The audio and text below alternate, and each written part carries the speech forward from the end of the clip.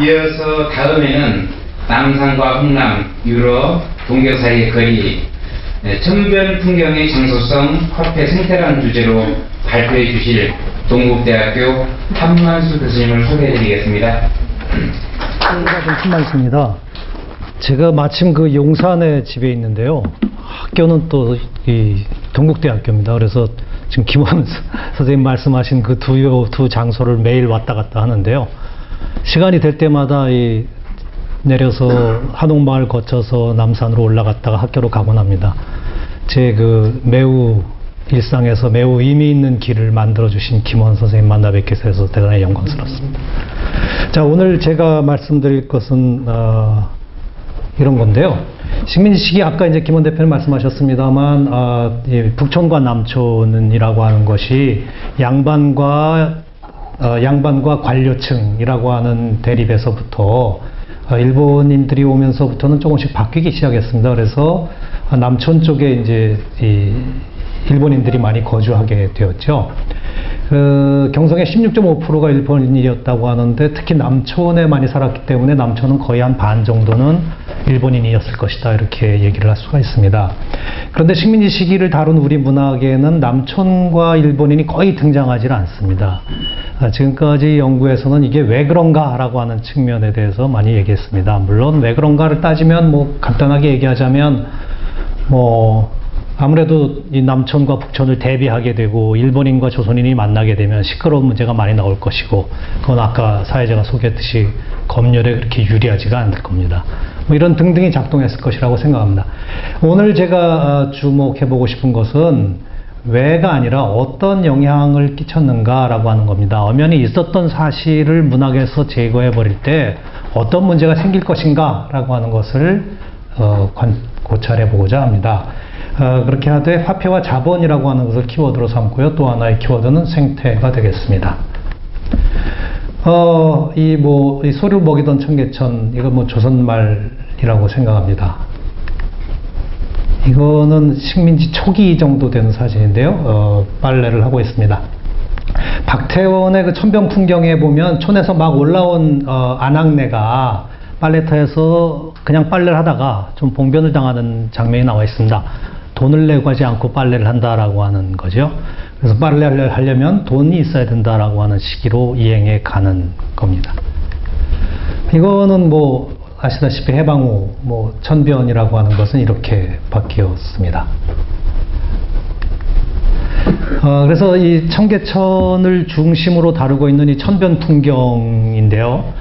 여기에서도 두 가지가 있습니다. 청계천 주변과 청계천 밑이 있습니다. 청계천 밑을 상징하는 것은 화폐 기호로 따지면 오전이라고 생각합니다. 이거는 작품에서 심부름을 가면서 갔다 오다가 이 거스름돈 중에 5전짜리 동전을 떨어뜨려서 청계천에 떨어지는 장면이고요.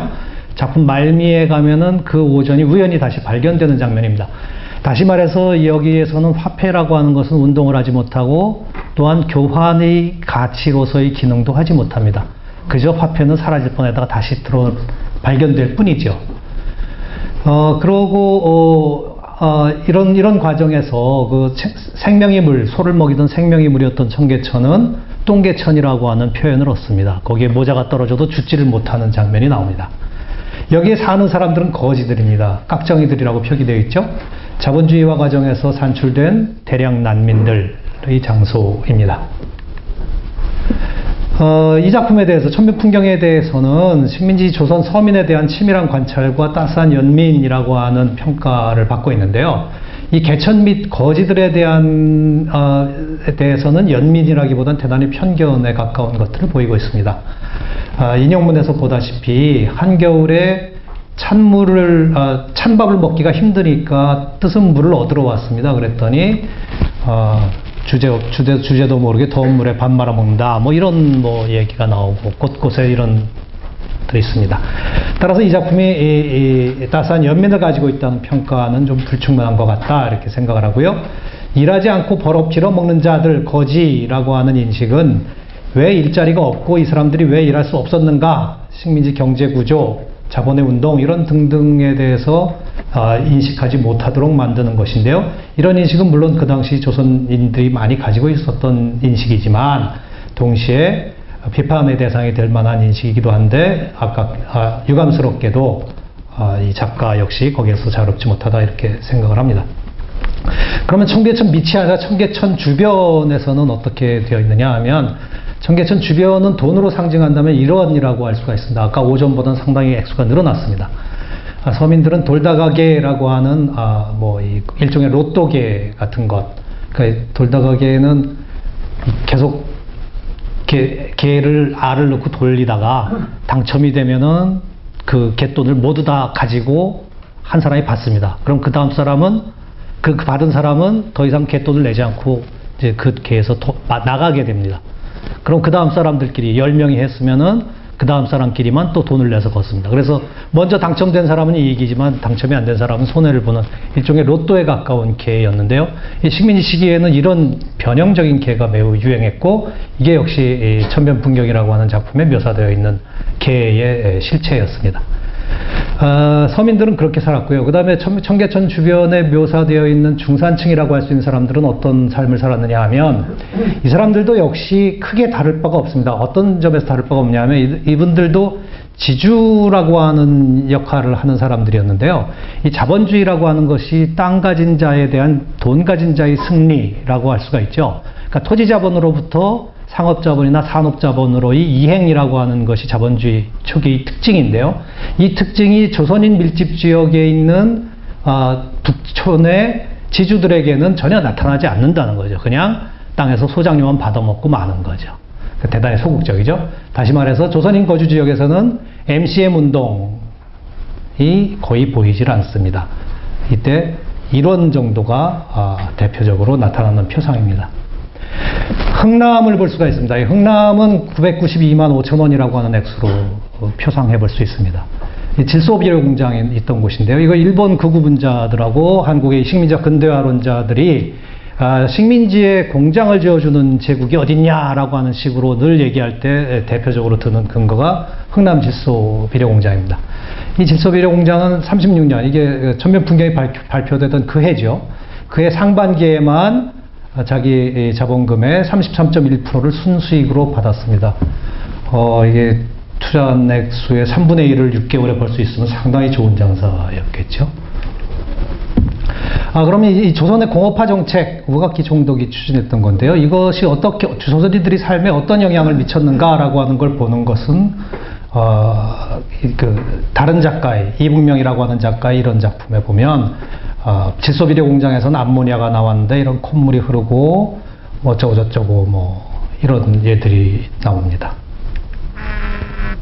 그것에 대해서 삶, 죽음 이 동일시되는 가운데 노동에 의해서 매개되는 현상이라고 평가한 학자가 있습니다. 그때 질소는 무엇이었는가라고 하면 질소는 물론 질소비료의 원료인데요. 동시에 화약의 원료이기도 하죠. 실제로 그 질소비료 공장은 비료도 만들었고 화약도 만들어서 동시에 납품을 했었습니다. 그런데 아까 그 인용문에서 봤듯이 이 질소를 만드는 과정에서 아주 심각한 공해가 발생되었고요. 그건 미나마타병이라고 하는 아주 심각한 병을 만들어냈습니다. 이 사진을 좀 가져와서 보여드릴까 했었는데요. 이는 미나마타병 환자들 식사를 앞두고 적절치 않은 사진일 것 같습니다. 아주 끔찍한 사진들입니다. 그래서 가져오지 않았습니다. 결국 말한다면 이 경성의 똥개천과 흥남의 암모니아 냄새는 둘로 분리되어 있는 것이 아니라고 생각할 수가 있습니다. 다시 말하면 이 농촌의 농민들이 저고가 정책에 의해서 계속 이농을 해서 서울로 몰려오고 서울로 몰려온 사람들이 끝없이 많은 똥을 만들어내는데 이 똥이 처리될 길이 없기 때문에 청계천에 쌓여서 똥개천이 되는 거죠. 그리고 그 촌에서 사람들이 몰려 나오면 노동력이 없기 때문에 그 노동력을 어떻게 커버하느냐? 암모니아 질소 비료를 투여함으로써 그것을 커버하게 되는 거죠. 따라서 암모니아 냄새, 똥개천이라고 하는 것은 많은 거리를 가지고 있고 경성과 흥남이라고 하는 먼 거리를 가지고 있고 또한 전혀 대조되는 냄새이지만 사실은 하나의 양상이 서로 다른 두면, 동전의 양면 같은 것이다 이렇게 생각할 수가 있습니다.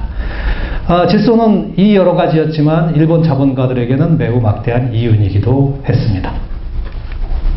자, 그래서 이제 남산이 나옵니다. 북촌과 이 천변 풍경에서 주로 묘사하고 있는 북촌과 흥남 또는 동경, 파리까지 연결되는 것이 남촌, 남산에서 가능하다고 생각합니다. 남촌은 그 시기에 상업과 공업의 중심지였습니다. 백화점도 많았고요. 남산에 올라간 조선인 청춘 남녀가 데이트하러 남산에 올라가는 장면이 하나 나옵니다. 이 사람들은 물론 북촌에 근무하니까 북촌에서 남촌을 거쳐서 남산으로 올라가는 것으로 나옵니다. 그런데 이 청춘 남녀가 데이트하면서 나누는 대사가 대단히 로맨틱하지 않습니다. 무슨 또 이쁘다, 네 얼굴은 더 이쁘다, 뭐 이런 식으로 가는 게 아니라 너 돈 얼마 있니? 그 돈 어디다 넣어놨니? 그 돈은 어떻게 이자가 몇 푼이나 되니? 뭐 이걸 얘기를 집중적으로 합니다. 남산이 등장하는 유일한 장면인데요. 천변풍경에서. 거기에서는 왜 하필 남산이 나오느냐? 이게 남촌의 대리표상 또는 환유. 남촌을 이야기할 수 없기 때문에 남산을 이야기한 것이다. 이렇게 생각을 할 수가 있습니다. 남촌을 가면 일본인을 만나야 되는데 남산에 가면 일본인을 안 만나게 하고도 작품을 그려나갈 수가 있게 되겠죠. 여기서 얘기하고 있는 게 이겁니다. 식산은행은 이자가 너무 낮다. 그래서 나는 주인집 조카한테 돈을 조금 더 높은 이자로 빌려줬다. 그래서 남자는 식산은행에 이자를 줬고요. 여자는, 이 청춘 남녀 중에 여자는 주인집 조카에게 돈을 조금 더 높게 빌려줬습니다. 그래서 내년에는 이 돈을 다 돌려받아서 고향에 가서 이발소를 차려서 행복하게 우리들이 잘 살아보자. 뭐 이런 얘기를 나누고 있는 장면입니다. 근데 식산은행이 이 돈을 어디에 썼는가를 추적을 해보면 재미있는 현상이 발견됩니다.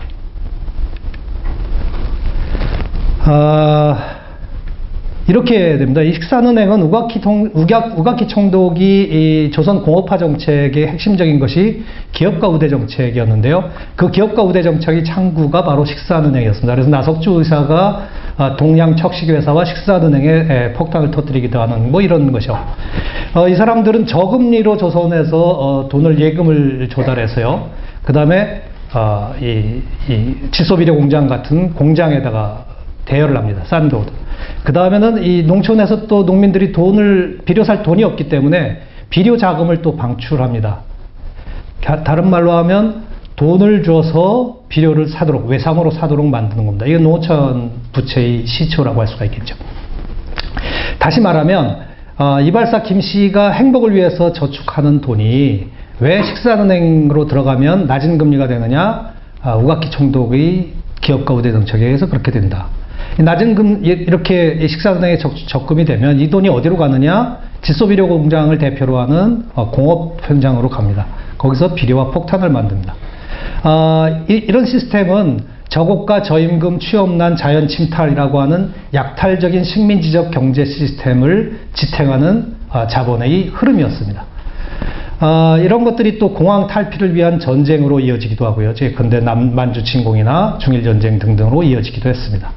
이렇게 되면 수탈, 징용, 징병, 미나마타병 등들이 만들어지는 것이 이 돈의 흐름 속에서 보일 수 있다고 생각을 합니다. 달리 말한다면 이발사 김씨는 행복한 미래를 위해서 저축을 했지만 그 돈은 매우 왜곡된 식민지적 자본운동을 거치다 보면 이발사 김씨 같은 사람들을 징용, 징병으로 또는 미나마타병으로